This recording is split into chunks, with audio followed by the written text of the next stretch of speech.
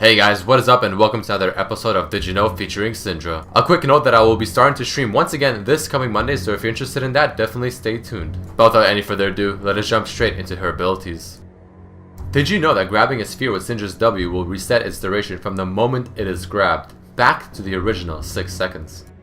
The duration that her W can hold a unit in the air is actually 5 seconds. Here are a lot of really cool things about her W. If an enemy champion is teleporting to their minion and you grab it with your W and throw it away, they will still teleport to the initial location of the minion when they casted the teleport, and it does not matter where you drag the minion or where you throw it. Syndra's W can pick up pets such as Shackle Box, but if you pick it up before the fear effect has gone off, it will auto-fear you while you are holding it. However, Syndra's W cannot pick up things like Wards, Champions, Baron, Dragon, or even things like Champion Companions, which includes Shackle's clone or LeBlanc's clone. Similarly to how Syndra's W interacts with Shackle's box, if she picks up Tibbers and holds it beside her, she will continually take that small AoE damage that Tibbers gives off. Picking up pets with Syndra's W will not reset their timer, meaning that if you pick up a Yorgul that's about to die off, it will not reset the timer back to full, it will actually just die in the normal time that it would have if it was just left alone as usual. Picking up Zara's plants seems to be quite glitchy, so first of all, you obviously can't pick them up, and second of all, as you see in this video, it doesn't fly to where I initially pressed it, and also, as you throw it, the plant seems to kind of glitch around, standing in one spot for a while before actually finally attacking. If Syndra is holding something with her W and decides to teleport somewhere or back to base, it will automatically drop whatever she is holding. If you pick up the blue golem and throw it, it will actually refund you 10 mana and decrease the cooldown on your W by 1 second. Very interesting stuff. Similarly, if you take the red lizard and throw it on an enemy champion and hit them, it will actually proc the red buff effect on them, a very interesting thing as well. For Syndra's W, if your sphere and minions or monsters are all stacked on top of each other, it will usually auto-prioritize your ball over anything else. Dark Sphere is one of the few spells that has no cast time, meaning it can be used when Syndra is running around and it will not halter. This is partly what makes her laning phase extremely good. Syndra's passive is considered useless until at least level 9, which is the earliest level at which you can get one of her skills maxed out, therefore gaining benefits from her passive. Using Scatter of the Weak, which is her E, on a sphere into a bush will reveal anyone that is hit for the stun duration. Syndra's ulti acts very interestingly. Rather than being considered just one whole big spell, each single ball that hits a target with her ultimate is considered a spell in itself. This means things like Muramana or Spellvamp will work extremely well. Since her ulti makes each sphere that you throw at an enemy champion consider a single target spell per sphere, this means that Spell Shield will only block one of the spheres and the rest of them will still hit the target. Also, similarly to how her W acts, using her ultimate on a target will refresh the sphere durations back to 6 seconds. Don't forget that Syndra's Q, similarly with things like Karthus Q, has a very small time frame before it actually does damage from the moment that you cast it. Keep this in mind when trying to hit your enemies and predicting their movement. Alright guys, let us jump into some really cool facts and lore about Syndra. Did you know that Syndra was designed by someone named Meddler? Apparently, Syndra was originally named Sim. Syndra and Evelyn both have the same voice actress who actually remains to be anonymous.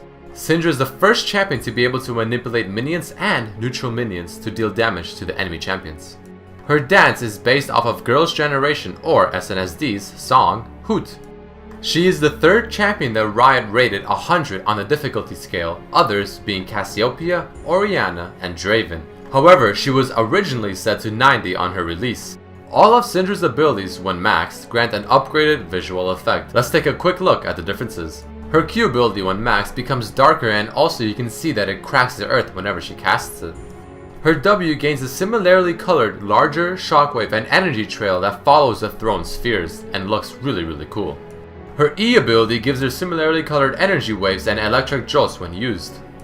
And finally, once you max her ultimate, the 3 orbs flying around her have a change in appearance. Syndra is the second champion that is speculated to be omnipotent, the other being Xerath, though both are apparently limited on their power. This is backed up with her quote, "My potential is limitless." She is apparently the second of the 3 dark-themed Ionian champions, the others being Varus and Zed. She also shares a light-themed skin with Varus and Aatrox.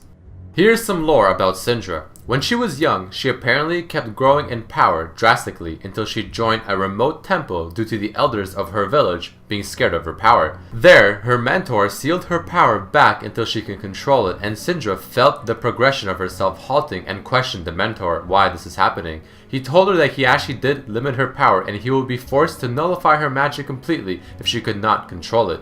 Syndra ended up killing him in frustration and got her freedom even though her power is still limited, and claimed her former prison as her stronghold. This is what makes her a dark-themed Ionian champion. Syndra seems to resemble Sindel of Mortal Kombat. Her helmet also seems to look like the one worn by Midna from Legend of Zelda: Twilight Princess. Justicator Syndra is what she could have looked like if she embraced the Ionian Elders' teachings, since she looks like a good person there based on the color scheme and the feathers used. Also, in each sphere, if you look closely, you can see something similar to a mantle of decorum, which is Ionia's highest decoration given to the most worthy and respected people, which you can also see in people like Aurelia and Karma, who have this mantle floating behind their head. Syndra is the second champion next to Vayne to have quotes whenever she levels up an ability. Syndra and Karma both share a quote. By force of will. By force of will. Apparently, Syndra's joke, And they said I lacked balance. Ha! is a double entendre, which means it has two meanings, an obvious one and a more subtle one. In this case, as she is saying her joke, she is bouncing on her spheres, which is the first obvious meaning, but it also refers to her lore, where the elders kept trying to get her to balance her power.